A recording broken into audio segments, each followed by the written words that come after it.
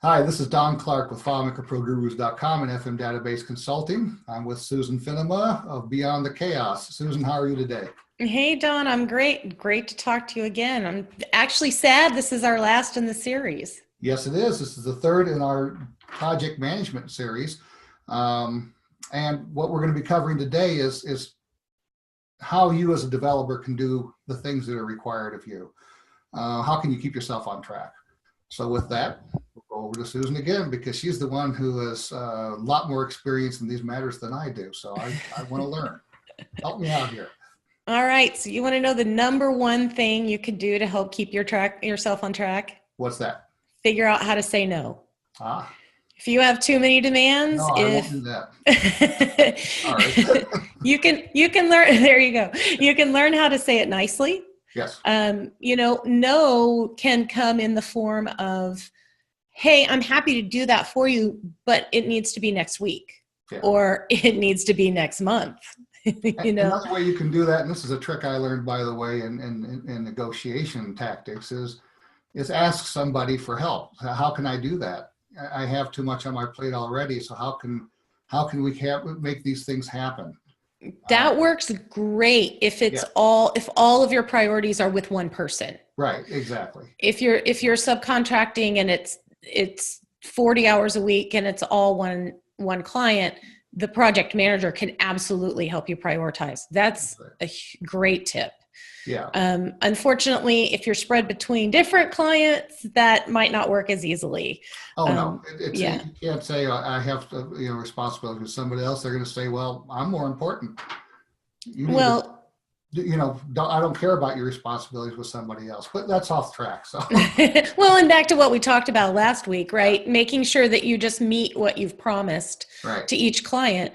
And to that end, you're always under promise and always over deliver. You'll be in demand. If you're a developer, if you do that thing alone, you will be in demand. Okay. That's true. If you can just schedule your time. Yeah. One thing I think a lot of developers don't do is realize that they have their own systems and work that they have to coordinate to make things happen. They have to send out invoices. They have to do timesheets. And there's a lot of things to remember. So don't ever be afraid to get a free Basecamp 3 account and make your own operations project and keep track of some of those things there. Oh, okay. I didn't know that was available. Yeah, you get one free project with Basecamp 3. So you can always do that. Log in as the same account as you're using on other Basecamps, the same email address, and you'll be able to set up your own. So use that project management system to work for you too, even if you're being pulled in 8 different directions by 8 different contractors. Which is constant, yeah. Yeah. The other is take 10 minutes at the end of every day and look at what you have to do tomorrow, so that the next day you're not arriving at start time without having anything prepared. Instead of starting, you're figuring out what to do. You're planning your day at the end of that day, and that you should look over your calendar. You should look at your list of things, just so it's the top of your mind. If that's all you did, you'd be way farther ahead. Yeah, and you know what? Do your timesheets during that 10 minutes too. Cut those up. It is impossible to remember at the end of the week what you did all week, right? Don't you recommend that they do their timesheets after each project? I absolutely do, but minimally at the end of every day. Many project management tools or time tracking tools even allow you to track it as you work. Right. By hitting a timer button, and I absolutely recommend using that. Okay. But if you can't, or if you don't work well that way, or you forget, the end of the day, at least. The end of the week is too late. You won't remember anything. Oh, you won't remember a thing. What did I do on Tuesday at 3:00? I don't know. Because I wrote it down. So absolutely. which was I working on, or which project was I working on? I'm a firm believer too in calendaring, in blocking your calendar out Okay. of what project you're working on. Are you spending time developing? Are you spending time invoicing? Um, do you have to go pick up your kids at school? Put that on your calendar and block the time out. If it happens every day at the same time, do it. You're going to the That gym, you're right. going to go do workout. Put it on the calendar. You'll go to the gym more often. I For starters. actually I actually wrote a blog post about that in December. And so if you go on my site, beyondthechaos.biz/blog, you should find it there. And it was in something about managing your virtual business. Okay. And there are a lot of tips in there about how to keep yourself on track with all the other distractions. But the first and foremost is calendar out those things that you're not going to change. If you're going to go to your kid's soccer game, put it on your calendar. Right. It's a great way to set that expectation.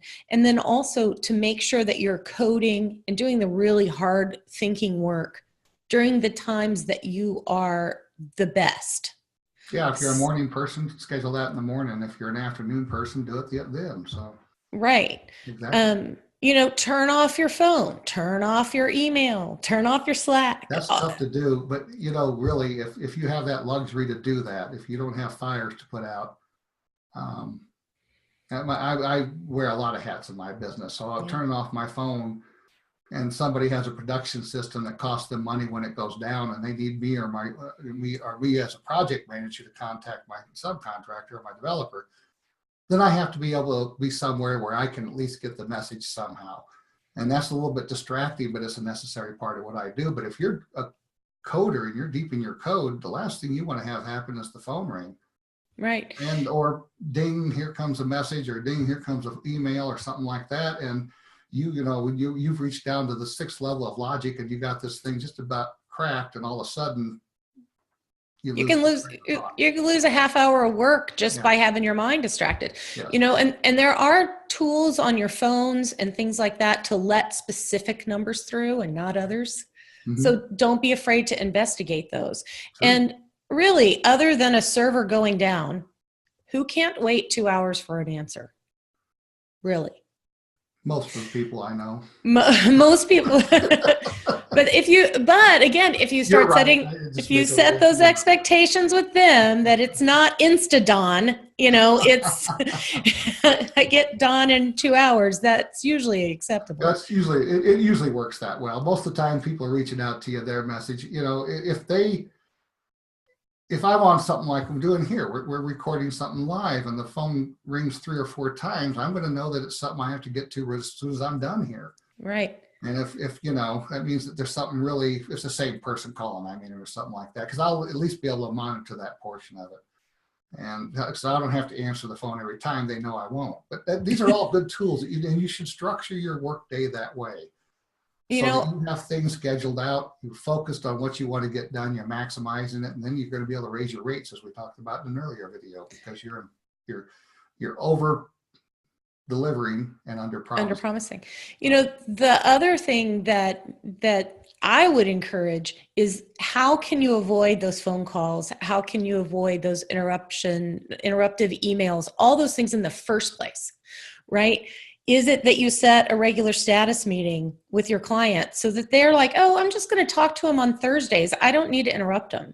Mm-hmm. Those types of things actually work. And if you set up some of those expectations and use your project management tools properly, a lot of the times you can avoid those emergencies or the client freaking out about what's going on because they haven't heard from you. Right. So some of those things are absolutely suggestions I have to put those processes in place to prevent that, so that you have calendar those too, Yeah. The time to write an email to my client for this project or that client or what have you, or make a phone call, right? Whatever it is. Well, I have to calendar when I am going to go and do social media posts even. That's part of your business and that kind of communication. So even as a subcontractor, you need to be in touch. You need to be running your subcontracting world as a business, not just as an employee of different companies. Oh, you are. If you're a subcontractor, you're running your own business. It's a business, and everything that demands. Right, right. Including the financial part that everybody You know, hates. doing the marketing.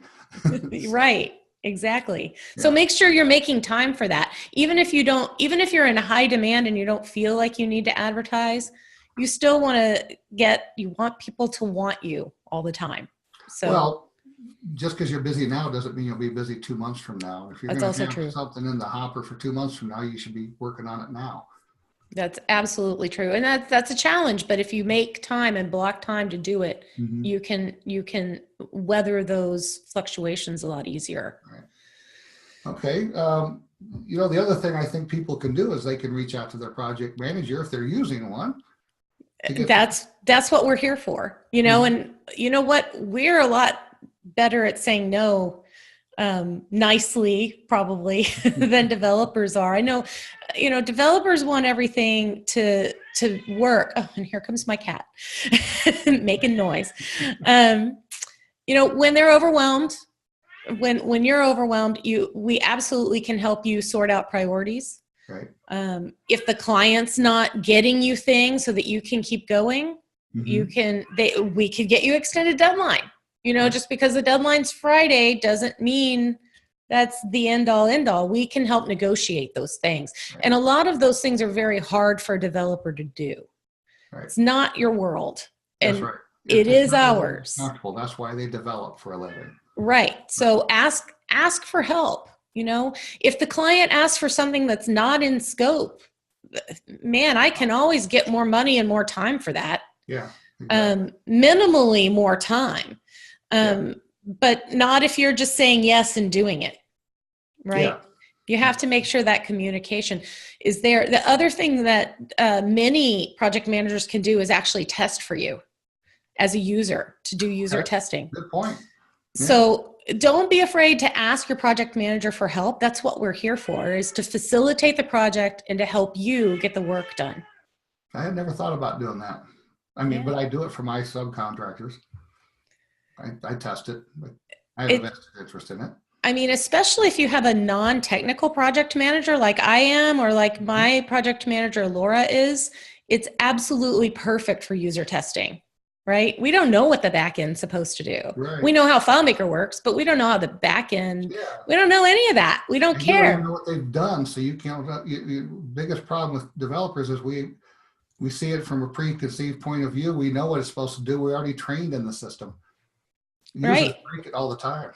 Yeah, because just because they don't go into the same area with the same preconceptions. Right. And we want it to be intuitive. So if I can't figure out how to create an invoice, and that's my whole job here,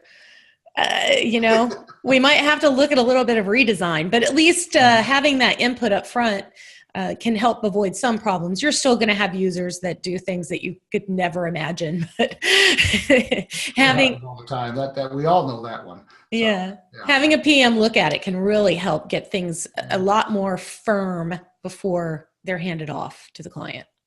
Well, I think that covers everything unless I missed something. So tell me, did I miss anything? I think we've shared a lot. We shared a lot of really good information. I want to thank everybody for watching, following along, and look for your feedback. This is the last of our current Simply Planned series of videos, and there may be more in the future. We don't know yet. So at any rate, this is Don Clark with FileMakerProGurus.com and Susan Fennema. I'm the Chaos Eradicating Officer for Beyond the Chaos. All right. Thanks very much for joining us. Thanks for listening. Bye-bye.